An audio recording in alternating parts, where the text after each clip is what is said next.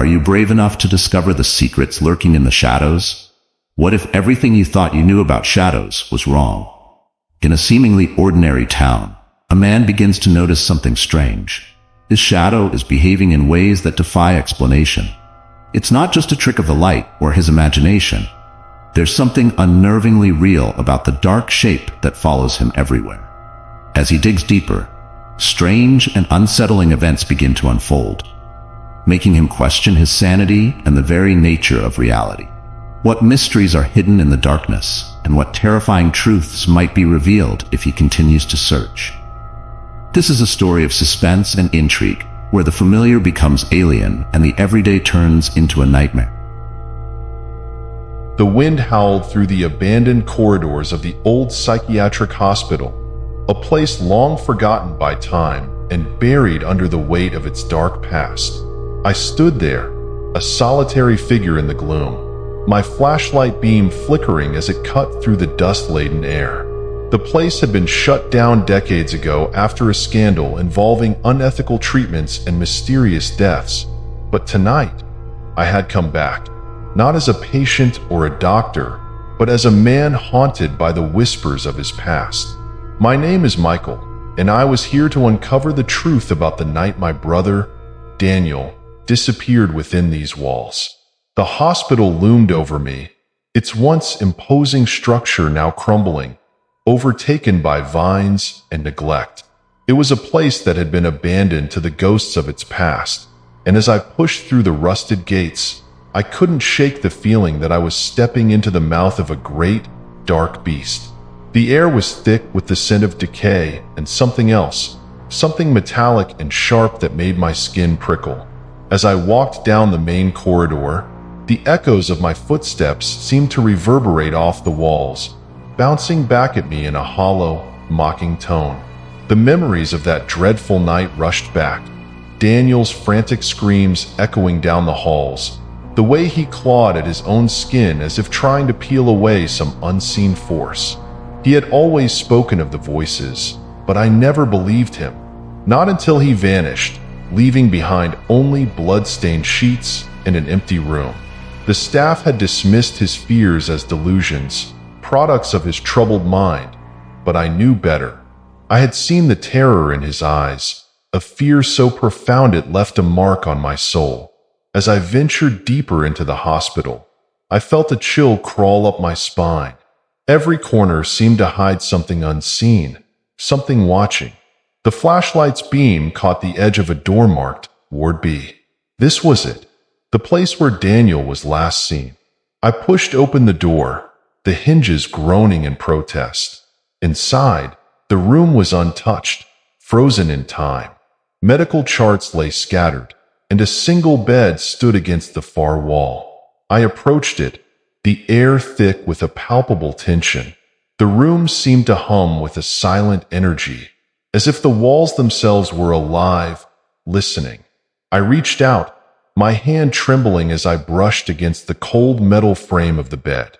It felt like a connection to another world, a world where Daniel still existed, trapped in his own nightmare.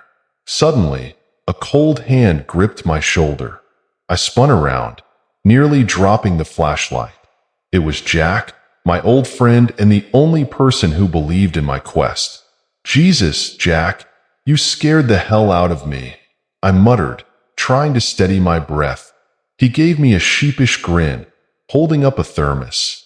"Thought you could use some coffee," he said, but his eyes betrayed a hint of something else, concern, maybe fear.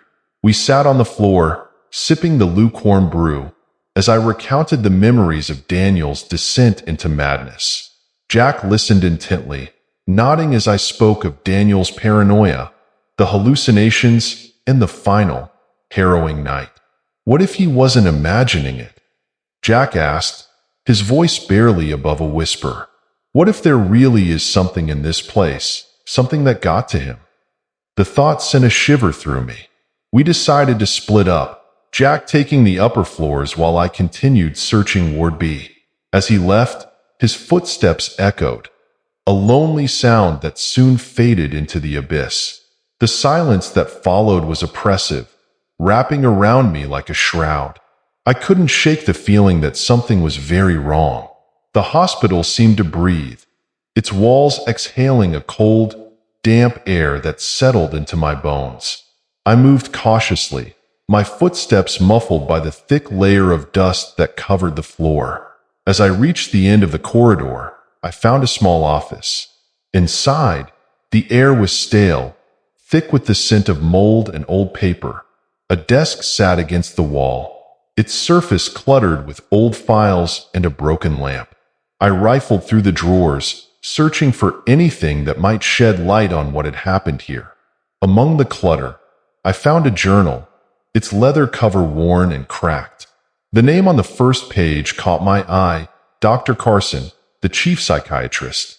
As I flipped through the pages, a pattern emerged.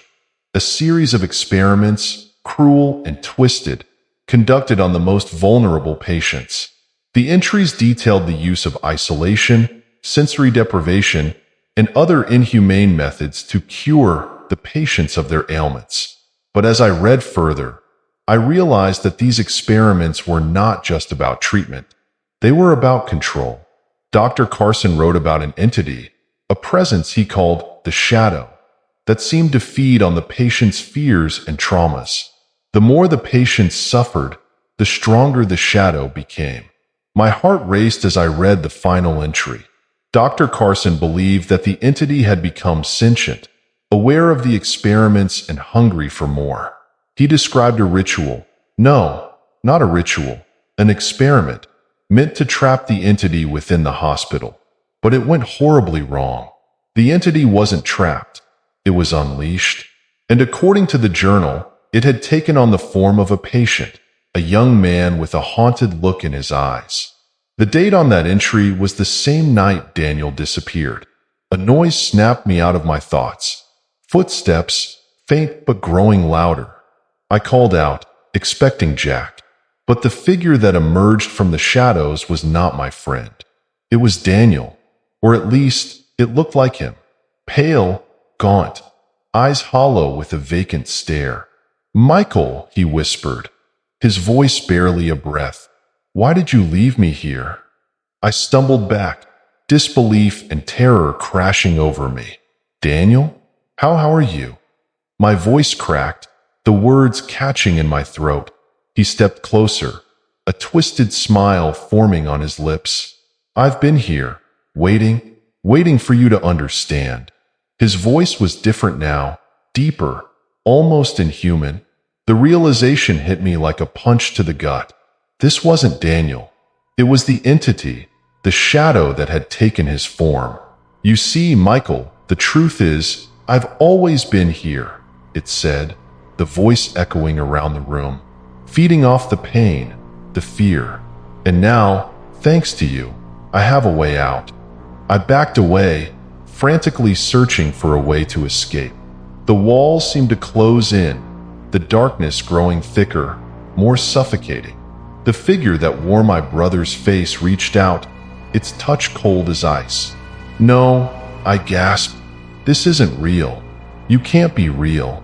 But the thing that once was Daniel only laughed, a chilling sound that resonated deep within me. "Oh, it's very real, Michael, and it's all thanks to you. You brought me here. You gave me a new life." Desperation clawed at me as I tried to flee, but the darkness was all-encompassing, swallowing me whole. The last thing I saw was Daniel's face, contorted into a grotesque grin, before everything went black. When I awoke, I was back in the hospital's entrance hall, alone. The coldness lingered, and the sense of dread remained, gnawing at the edges of my mind. I stumbled out into the night, gasping for air, trying to shake the feeling that something had followed me. As I reached the parking lot, Jack's voice called out, filled with concern. "Michael, are you okay? You look like you've seen a ghost." I turned to him, still shaking, and tried to explain what I had seen. But the words failed me. All I could think about was the entity, the shadow that had taken my brother. And then, as if struck by a sudden realization, I froze. I reached into my pocket, pulling out the journal, flipping to the last page. The final line was written in a familiar handwriting. My own. I've always been here, waiting for you to understand. The shadow was never Daniel. It was always me. The truth hit me with the force of a tidal wave. I was the shadow. The entity had never taken Daniel. It had taken me. The last thing I remembered was the cold, cruel realization that my entire life, everything I thought I knew, was a lie. I wasn't the man trying to uncover the mystery. I was the mystery, the shadow entity, trapped in the form of a man, doomed to wander these halls, forever searching for a way to escape its own creation. And as I looked at Jack, my old friend, I saw the horror in his eyes, the recognition of what I truly was. The darkness crept in again, and I knew, deep down, that the shadow would never leave. Because the shadow was me. The night air was cold and biting as we stood in the parking lot, the silence between us heavy with unspoken words. Jack's eyes were wide with fear, and I could see the dawning realization in his expression. He reached out, his hand trembling, and for a moment, I thought he might try to touch me, to confirm if I was still real. But he stopped, his hand hanging in the air, as if afraid that any contact might shatter the fragile reality we were clinging to. "Michael," he began, his voice cracking with emotion. "What does this mean? What are you saying?" I wanted to answer him, to reassure him that everything would be okay. But the truth lodged itself in my throat like a jagged stone. How could I explain that the thing he called a friend was nothing more than a husk, an empty shell animated by something dark and ancient? I looked at the journal in my hands, the words blurring as tears welled up in my eyes. "I don't know," I whispered, my voice barely audible. "I don't know what I am anymore." The wind picked up, rustling the leaves in the nearby trees, and for a moment, I felt a profound sense of loss, not just for Daniel, but for myself. The life I thought I had, the person I believed I was, all of it was gone, replaced by a monstrous truth. Jack stepped back, his face pale, his breath visible in the cold night air. "We have to leave this place," he said urgently. "We need to find help. Someone who can figure this out." But even as he spoke, I knew it was futile. There was no escaping what I was. The shadow was a part of me, and I could feel it growing stronger, feeding off my fear and confusion. I nodded, not trusting myself to speak, and we hurried to the car. The drive back to the city was a blur. Jack kept glancing at me, his knuckles white as he gripped the steering wheel. I could sense his fear, palpable and thick in the confined space. I stared out the window, watching the darkened landscape pass by, my mind racing with thoughts of what I had become.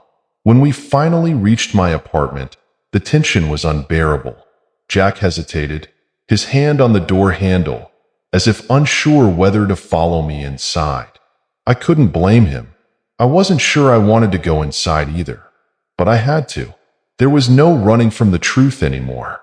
Inside, the apartment felt foreign, like a place I had never seen before. The walls, the furniture, even the air seemed different, tainted by the knowledge of what I was. I collapsed onto the couch, burying my face in my hands. Jack stood awkwardly by the door, unsure of what to do. Maybe we can find someone who understands this," he suggested, his voice lacking conviction. "There are people who deal with paranormal stuff, right?" I looked up at him, a bitter smile on my lips. "And what are we going to tell them, Jack? That I'm a walking ghost story? That the person standing here isn't really me?" The words hung in the air, heavy and oppressive. Jack had no answer, and I didn't expect him to. The reality was too strange, too horrifying to fully grasp. For a while, we sat in silence, the only sound the distant hum of city traffic. I tried to process everything, but my thoughts were a jumbled mess. The shadow, the hospital, Daniel. It all felt like a twisted nightmare I couldn't wake up from. Finally, Jack stood, his expression resolute. "I'm not leaving you alone," he said firmly. "We'll figure this out. Together." His words were a small comfort, a lifeline in the dark abyss I found myself in. But deep down, I knew the truth. The shadow wasn't something that could be exorcised or purged. It was me, and I was it. The days that followed were a blur of confusion and fear. Jack stayed with me, but the tension between us grew. I could see the doubt in his eyes, the unspoken question of whether I was truly the friend he once knew. We tried to go about our daily lives, but nothing felt normal anymore. I avoided mirrors, terrified of what I might see reflected back at me. At night, I was haunted by dreams of the hospital, the cold halls and echoing whispers. And always, there was the shadow, lurking just out of sight, a constant reminder of what I had become.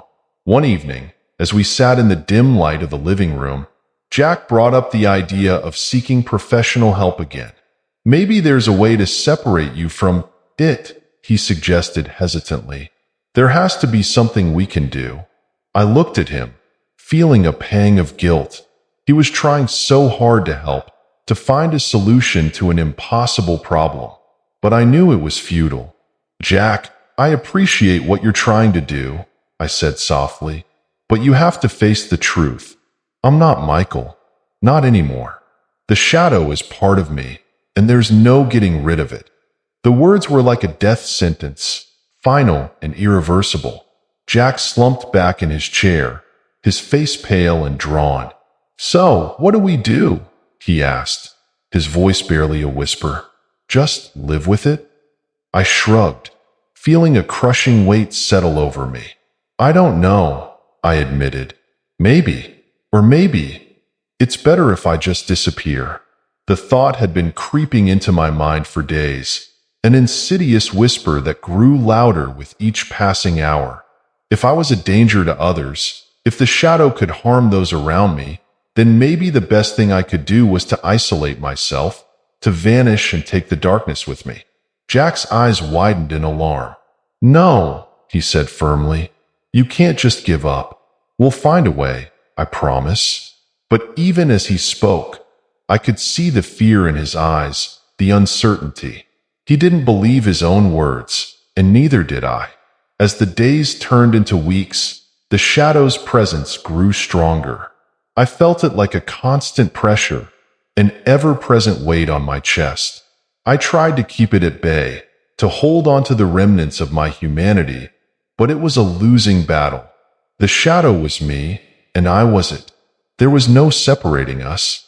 One night, as I lay awake in bed, staring at the ceiling, I felt a coldness seep into my bones. It was a familiar sensation, one I had felt the night Daniel disappeared. The air grew heavy, and a low, insidious whisper filled the room. "It's time," the voice said, echoing in my mind. "Time to accept what you are." I sat up, my heart pounding. The room was dark, the only light a faint glow from the street outside. But in the shadows, I saw movement. A figure, standing by the window. It was Daniel, or rather, it was the shadow, wearing his face. "You can't fight it," it whispered, the voice both familiar and alien. "This is who you are, who you've always been." I wanted to scream, to deny it, but the truth was undeniable. The shadow was right. I couldn't fight it. It was a part of me, and I was a part of it. As the figure stepped closer, I felt a strange sense of calm wash over me. The fear, the confusion, the anger, all of it faded away, replaced by a cold, unfeeling acceptance.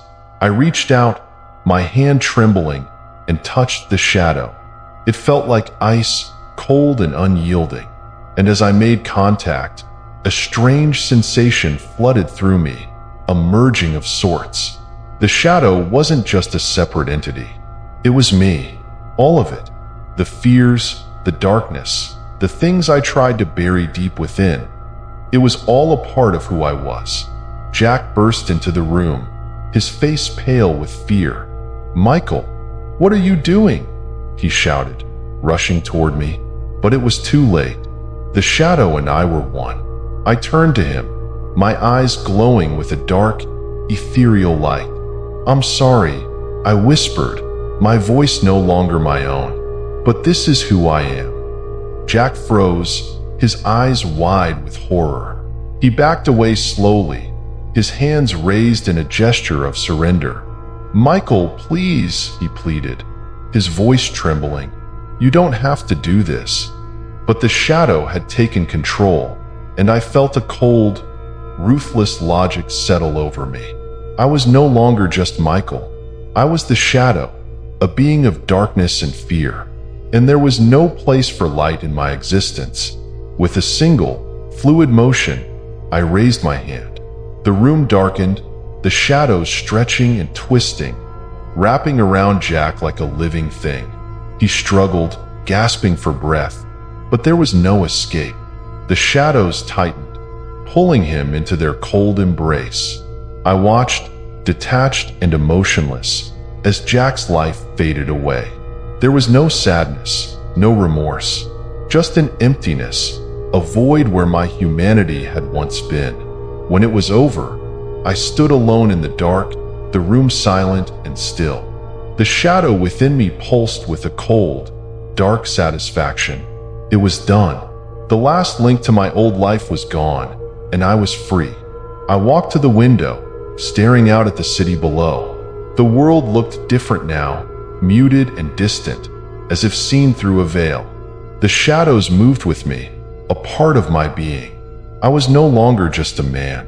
I was something more, something ancient and powerful. As I stood there, a cold smile crossed my lips. The shadow had been unleashed, and there was no going back.